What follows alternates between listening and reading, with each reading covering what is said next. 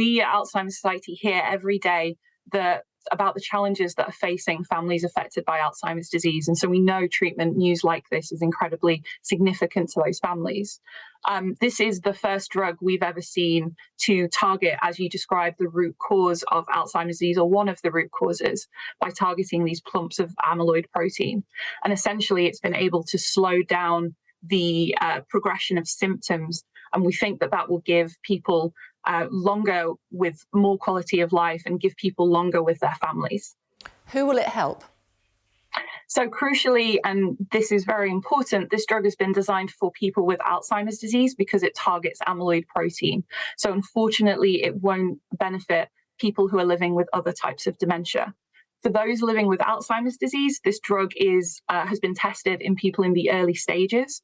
So that is the group of people that we think it will benefit the most. And we think in 2025, it could benefit at least 106,000 people in the UK if it is approved. How much more work needs to be done?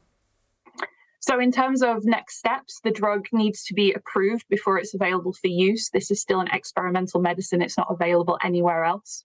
So we are waiting on the decisions by regulatory bodies on whether the drug will be approved for use or not. In terms of Europe, those decisions we're expecting in 2024, as the submission of the data won't be until March 2023. People have died on this, though, haven't they, on this look into what could possibly be not a cure for Alzheimer's, but a slowing down of it? So there are side effects that have been acknowledged in terms of the Lecanemab trial, but it's important to remember that clinical trials are monitoring safety information very closely, and safety is of paramount importance in clinical trials. And the data that's been collected on safety will be going to those regulatory bodies that I mentioned, and they will be scrutinizing the data to see if the drug is effective and also to see if the drug is safe. And they'll make a decision based on that evidence. And essentially, no drug will be approved if it's not safe and it's not effective. Will it be available on the NHS? It's too soon to know whether or not it will be available. We don't know whether the drug will be approved in Europe yet.